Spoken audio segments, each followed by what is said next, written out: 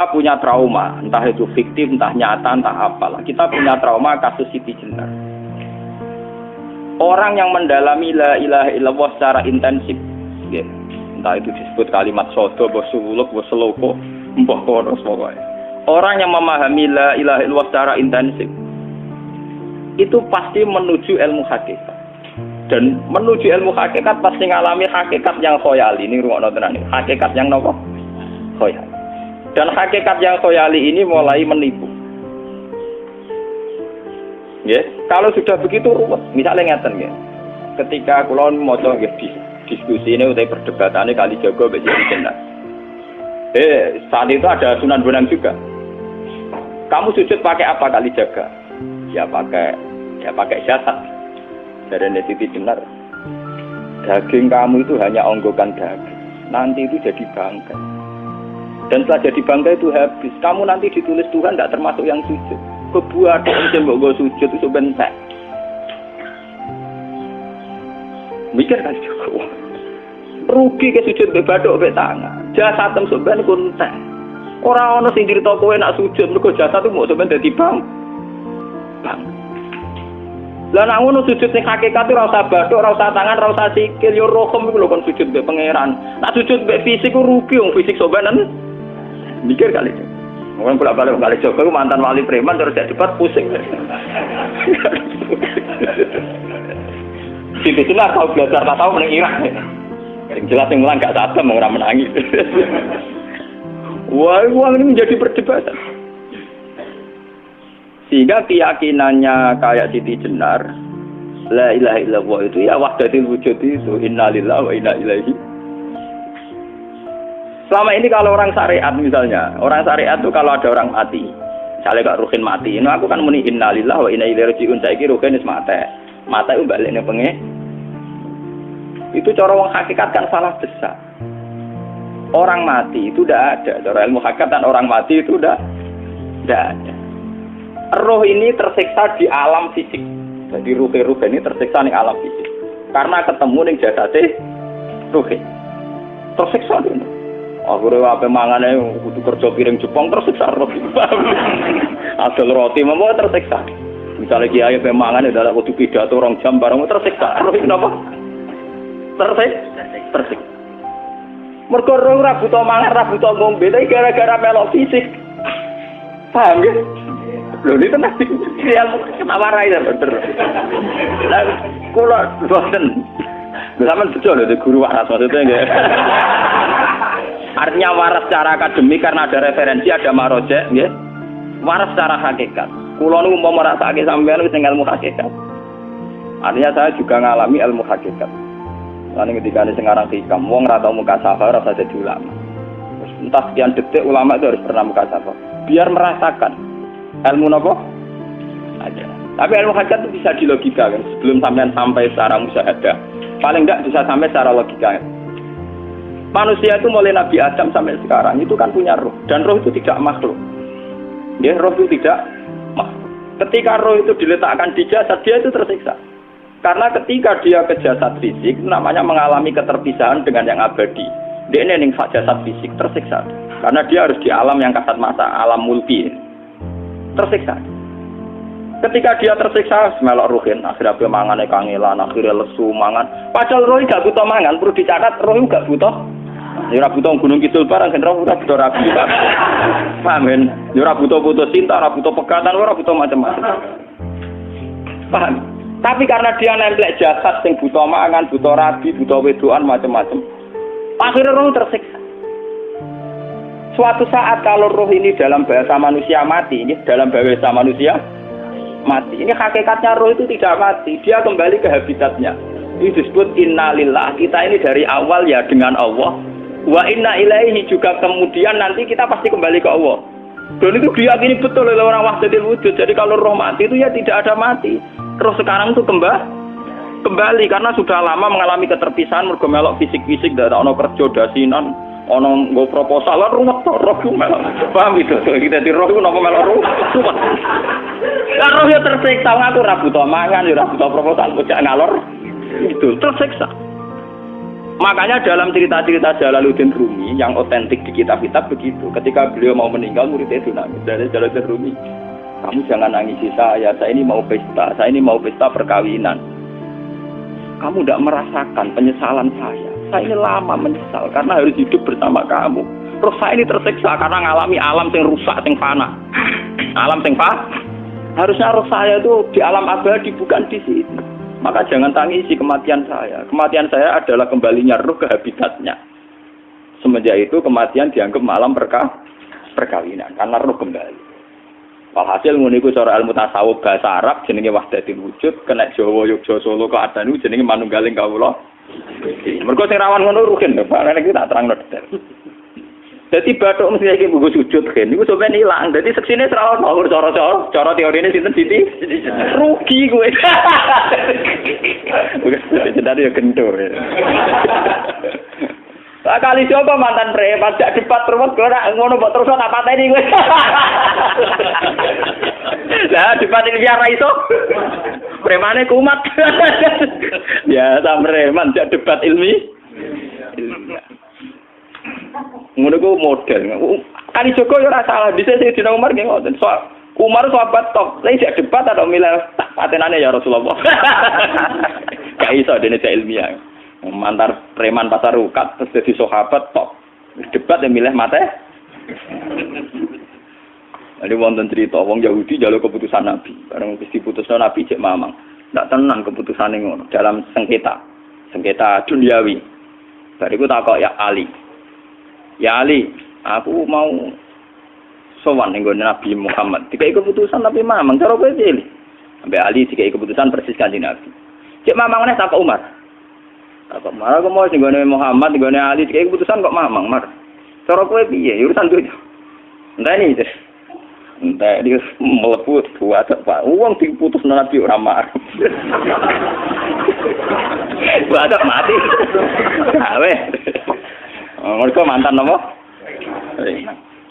Cara mantan intelektual atau intelektual kan ya wajar nggak uji kok percaya Nabi. Kan bareng cara Ali ya sederhana. Gak percaya wis kandhani. Ora mesti cara Ali tenan. Lah ora apa pateni. Ya wajar wong Yahudi kok percaya Nabi, nek percaya ora situ Yahudi Muslim. Lah Ali situ Gus Dur. Are Gus Dur ra beda piye tenang. Ali nyen ngoten watake ngoten. Nasibe padha. Ali itu ilmuwan yang jadi presiden gak sukses. Sing niru Gus Dur. Mergo ning dinggo nek wong pinter mimpin ra sukses. Wong pinter gampang maklumi. Lah misalnya kita jadi kiai wong pinter, Pak Yai santri ini pacaran, maksud itu jangan anak cerita besok. Wah ruwet, terus malah dalil zinalina subuh syahwat minan. Piye pondok tanpa pelaturan paham ya, ruwet dah.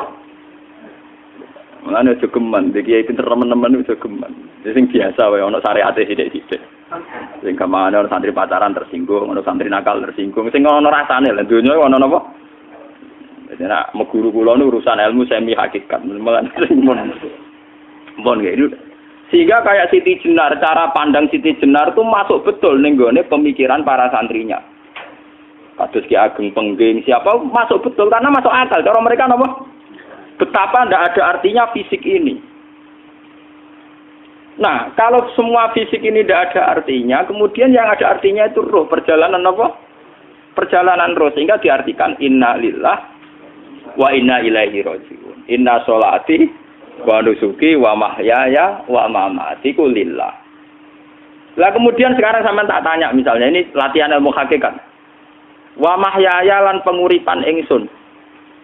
Kalau ingsun itu artinya fisik atau jasad, itu keliru besar karena jasad tidak pernah hidup. Yang hidup itu roh. Paham ya? Sekarang artinya wama mati itu apa? Kematian ingsun. Kalau roh itu tidak pernah mati, berarti kematian roh adalah keterpisahan dengan yang agung atau yang abadi. Dan semuanya itu lillahi rabbil alamin. Sehingga mereka mengatakan kematian itu satu pesta. Mulane kados Bilal ditakoki, ya Bilal, ketika murid-muridnya nangis bergape mati, Bilal ge seneng ae. Godan nalqal ahibbah Muhammad dan wa hisbah. Kalau nak mati malah senang tuh ketemu kekasihku. Sebab itu kematian tidak pernah jadi problem bagi mereka sing soleh. sing menembus ilmu hakikat. Paham? Tapi ilmu hakikat kayak ini itu yang diyakini Siti Jenar, diyakini Jalaluddin Rumi, diyakini para wali-wali wahdatul wujud. Dulu Syekh Husain sinten Al-Halal. Itu kemudian melahirkan prahara syariat. Prahara apa? Syariat. Sebab itu Wali Songo, oke Siti Jenar benar dalam filosofinya, tapi harus dibunuh. Karena menjadi prahara syariat. Sama dengan yang dikatakan Nabi itu benar, tapi menjadi prahara syariat. Akhirnya disomasi oleh Umar radhiyallahu anhu. Jadi sebetulnya sama, pola-pola ceritanya sama. Intinya sebuah ilmu hakikat harus dikawal napa? Syariat. Nggih kula bolak-balik, contoh paling gampang wit pisang. Wong nak mangan gedang kulitnya tetap dibuang. Tapi umpama gedang dari awal ora usah kulit, ra sido dadi gedang. Paham nggih? Meskipun kon ape dipangan ya dibuang. Tapi kita tidak bisa membayangkan pisang dari awal tanpa napa? Mbah kekeringan, mbah bosok, mbah ra sido dadi napa? Pisang. Terus pentingnya syariat lagi begini, gitu. Malah penting ngaji wali-wali syariat yang pinter kados Sunan Kudus, kados Sunan Bonang. Andai kan tidak ada syariat itu dunia pun mesti rusak. Contoh paling gampang masalah pornografi, porno aksi. Jadi jenar aja omongi ngono ibu ngakak-ngakak deh. Dari pangeran wis pirsa, kowe nek klambi pangeran ora tentu ora ya ora usah klambenan. Wong ora ana gunane. Kalau yang paling penting itu nazarullah, kenapa kowe klambenan barang? Wong kowe klambenan ora pangeran tetep pirsa. Nyatane si jenar nak mulang nggih coba klambenan nang intine napa? Dinya ada nabi Sunan Bonang. Nah, aku percaya kabeh nazarullah ora usah napa? Klambenan. Tetapi teori ora usah klambenan iki dienggo tenan. Mulane nek pas do wiridan aliran sesat ciri utama. Kira klambenan tenan. Lah ruwet to. Lho iki tenan iki cerita. Iki pentingnya ngaji nggih. Ben sampean ngerti variasi riwayat kemudian kita orang syariat harus kayak apa, kemudian kenapa menjadi aliran wahdatil wujud. Lah terus kita ini kan orang syariat. Memang kelemahan orang syariat itu akeh kok sampean-sampean siji mesti ra kramat. Modele ora di dhuwit ya bingung, ruwet. Urip wong syariat lho napa? Dineng bojo wedi, dineng tangga wedi, pengaruhe menurun. Pancen orang syariat itu banyak kriminal tauhidnya itu memang jelas. Malah kiai-kiai fikih nak ketemu kiai-kiai sing setengah jadah wedi mergo iso nebak atine. Dene meriang langsung. Sing kiai ora tau salat keramat padahal ngambungan wong. Sing dina salat pas waktu kok ora tau keramat. Wong ape buah utang tanggane keramat apane? Sing kono ngawur-ngawur sowan pirang. Meriang mulai wong syariat ngadepi wong hakikat napa? Mulane jogeman gitu dadi wong syariat sing ngene iku bahaya. Nah kula mboten ngarah. Sampai dadi wong syariat sing ora keramat. Bahaya sekali itu bagi perjalanan agak. Kalau sering ketemu kiai-kiai yang terkenal keramat di Juwaduk tiang-tiang hakikat. Ditantang kanca-kanca kula wani, nah tantang aku tetep rawani kok. Mikir deh. Karena orang yang sama-sama ke jalur hakikat tetap punya alamat, tetap wonten simahum fi wujuhi min atharis sujud. Cara pandangnya mesti sama.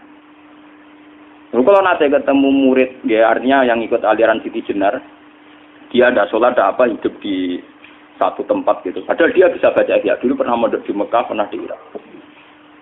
Itu ya meresahkan para kiai. Kemudian sebagian mereka minta saya suruh ketemu. Ya walhasil kalau ketemu. Ketemu pertama gitu. Jenengan Gus Ba. Tapi zaman Rasul niku terperata arani muka sapa. Nggih biasa mawon. Kula ora usah kenal jenengan nggih kenal. Dadi kula nggih biasa mawon. Lah niku pernah ngajar-ajaran nih. Lah Gus ning donya tak enteni mau turu-turu ngenteni mati ngono Gus kok repot. Ijaban kula terus enak. Sampai jare wong hakikat wong ngenteni mati barang. Ya mati wis saiki iku. Ora usah ngenteni saiki padha-padha wis napa? Wis mati. Ya saiki wis padha-padha wis urip. Wis padha kabeh. Nah cara ilmu hakikat itu kan terus sama semua. Napa? Sama semua. Tadi makanya itu tadi. Kalau baleni malaikat, logika hakikat itu begitu ya. Roh itu ditiupkan oleh Tuhan ke kita. Kemudian roh karena ikut alam fisik, alam jasad, roh ngalami yang kita alami. Nggih. Ketika roh ngalami yang kita alami, dia tersiksa. Nah, ketika roh sudah terpisah dari jasad yang mengekang, yang memenjara ini, dia senang terus kembali ke Tuhan. Ini disebut innalillahi wa inna ilaihi. Lah jasad ini kemudian menurut ilmu hakikat enggak ada gunanya sama sekali total. hilang di telan tanah. Lah kalau begitu jasad iki nak mbok agul-agulan, Gusti bathuk kula tak nggo sujud tangan kula ndi buktine tangan wis ora ana. Bathuk wis ora. Mulane dari Siti Jenar, hanya wali bodoh kayak kalian yang punya ajaran bodoh begitu. Malah rasupan terus. Mulane Sunan Kalijaga semangat kon mateni mergo tambah omongane glodro nduk ndi. Tapi yang enggak disadari Siti Jenar yaitu tadi. Inti dari ilmu hakikat itu kan tunduk sama kersane Tuhan. Kalau sudah tunduk pada kersane Tuhan, kalau kersane Tuhan roh kita harus di jasad. Dan wujud jasad kita ini juga karena kehendak Tuhan. Kenapa yang wujudnya jasad yang karena kehendak Tuhan engkau ingkari? Sementara wujudnya roh tidak kamu ingkari. Toh wujudnya jasad ya bi iradatillah wa bi masyiatillah. Wujudnya roh ya bi masyiatillah wa iradatillah. Harusnya fungsi jasad juga harus kamu akui toh Siti Jenar. Wong sekarang kita punya jasad ya bukan karena kita, karena kehendak Allah. Kenapa kamu ingkari? Berarti kamu ingkari kehendak meneng Siti Jenar.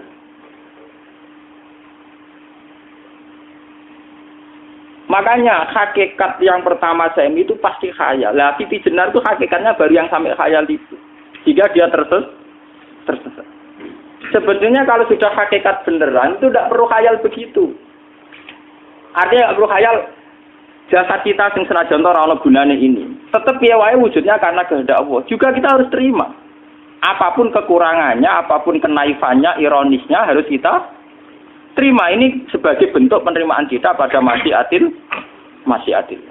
Begitu juga keadaan roh kita sebagai penerimaan atas masyiatil. Meskipun ada teori-teori roh yang lebih valid. Lebih valid misalnya begini.